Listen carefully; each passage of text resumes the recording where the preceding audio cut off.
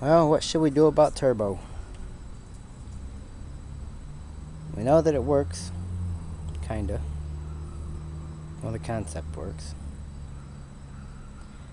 We know that it's hard on the motor, that's for sure.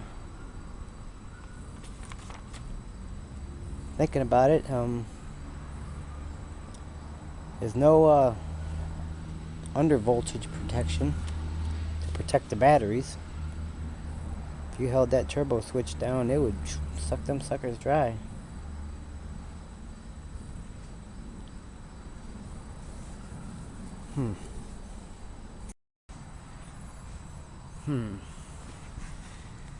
So we know that the right solenoid here is the one that conked out or failed.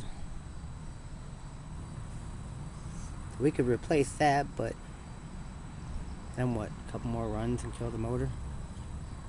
I don't know how we would really benefit from that. I think we've pretty much tested the theory, tested the idea,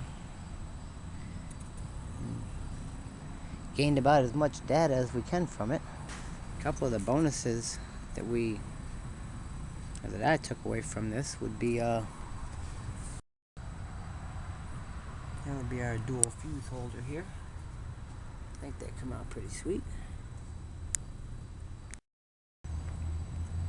I'm gonna review the data a little bit more and kind of put together some graphs or charts or just some which way to display the data that we gained from this. But the one thing, we ran an easy 50 to 90 volts, 50 to 90 amps through this wire several times for a couple minutes at a time maybe. And I remember the meter several times hitting up in the 90s, and one time I remember seeing it hit 103. So this is 10 gauge wire, and it held 103 amps as a surge, I guess you would say, or I guess the maximum amperage that we put through this 10 gauge wire was 103 amps. But I would say, what, 80, 90 amps? Several times. Well, I hate to say it, it's a lot of work, but I guess we'll tear all this stuff off. All the flux capacitor here.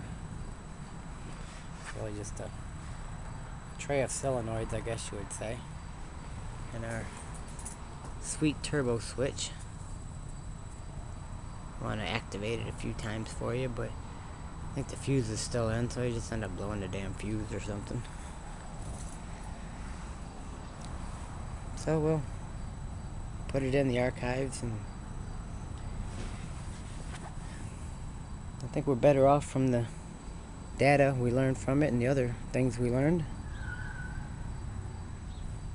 Maybe I'll use this as a test vehicle and start testing and racking up some data on the different motors.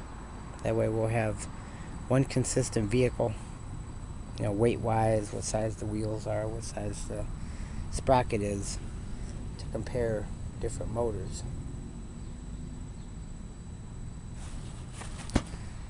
Well, I guess that would be the next project. Check out my sweet lightweight seat. You know, we don't need no stinking wood.